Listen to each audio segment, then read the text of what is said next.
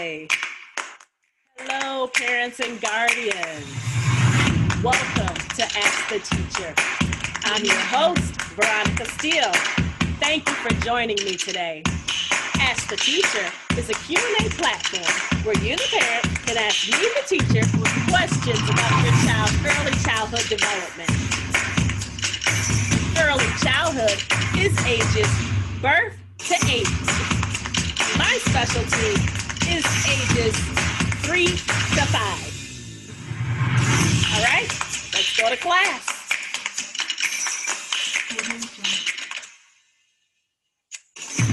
We get our questions from Cora, or you can email us at abctutorllc@gmail.com.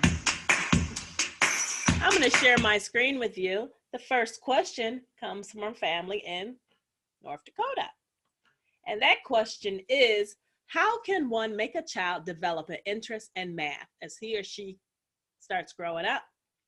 I answered this question on Quora, and then I'll elaborate after I read it. Early math essentials begin in pre-K. Make sure the strategies make sense to the child. You might want to try counting the days of the week or an event leading up to an event. So they're going on a field trip. You may want to use a little calendar markers like dots, or you may want to use X's, anything where they can associate what's going on to the big day. So on the big day, you may want to have a star and a bus to symbolize that's when the field trip's coming up. And just maybe X out the days, kind of like with Christmas. You know how they take a little chocolate each day leading up to the big day of Christmas. Just make sure that it makes sense to them. Make sure that the materials are interactive. You might want to try scavenger hunts. I've done that before in my classroom where all the children, I'll tell them to put their heads down and cover their eyes. And then I'll say peekaboo, and I'll be standing in a different position in class, and I'll hold up a number that says, what number is this? So say, for instance, we're studying the 7. And then they're like, 7. Yeah, that's a cool way to do it. And you can just use your paper or a pencil to write it out if you don't have access to those printed ditto sheet looking math sheets. That's what I actually did on this page, where we actually just have the number 6 and the word 6. You see that? Words on the back, just the number 6. And then we actually added 6 little dots. So you can just use paper just like this. You might want to start with their age. You know, children are very interested in themselves. Again, the lesson has to make sense to them. So if they want to count up to 4, that's a really cool, say, how old are you? They're like, oh, it's about me. You got a birthday? They know that this special day they get a gift for their birthday, or they get extra hugs or whatever your family does to celebrate them on the day that they were born.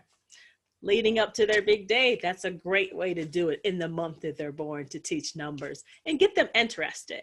Remember, children learn when the curriculum or what you're trying to teach, the context, the content is making sense to them. So make sure you put it in there some kind of way to where it makes sense to them, okay? Maybe you might want to count, ooh, you're at the traffic light. Let's see how long it's going to take for the light to switch from red to green, especially if you're going somewhere that they really want to go. They want to get there fast. So counting, that's a good way. Just make sure it makes sense to them. Okay, I hope that answers your question. Math is everywhere. It's in our cooking, it's in our baking, it's counting down the commercials till the TV show comes back on. How many days do they have to go without their little manipulative that they use if they're in trouble? You can use it kind of for discipline. Okay, you have this many days, or you have this many minutes, depending on the child's age. You just want to make sure if it's preschool, just kind of, if you're going to put them in timeout, make sure it's no longer than 4 minutes. Say you just need some quiet time to go sit, and make sure you talk to them about why they're in trouble, no longer than 4 minutes. And you have to do it immediately. And make sure, because if you discipline them with a little timeout about an hour later, or wait till your dad gets home, or wait till your mom gets home, they forgot all about it. they don't know where you're talking about anymore. So remember, you want to do it right then. Okay. Hands-on experiences. That's what I put in this one. Is an early childhood education classroom. Oh, I can't see this one. Is an early childhood education classroom. Hold on.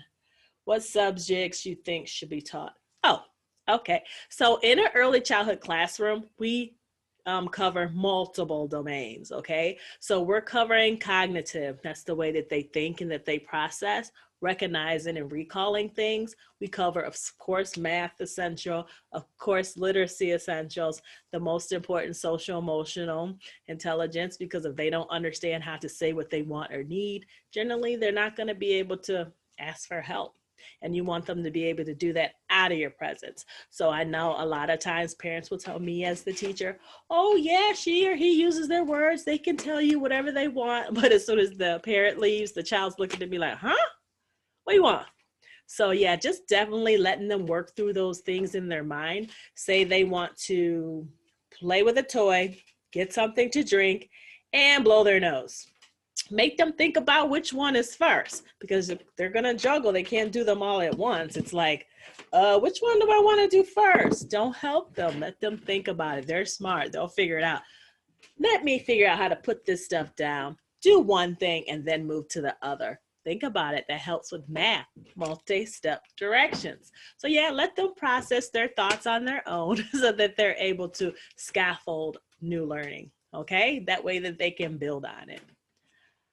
Okay, I don't have any more questions today. So if you would like to ask me a question on Ask the Teacher, please feel free to email me here. There you go, abctutorllc@gmail.com. We'll see you next time. All right, here's a little music for you. All right, bye-bye. I'll see you next time. Thank you so much for joining Ask the Teacher. Bye-bye.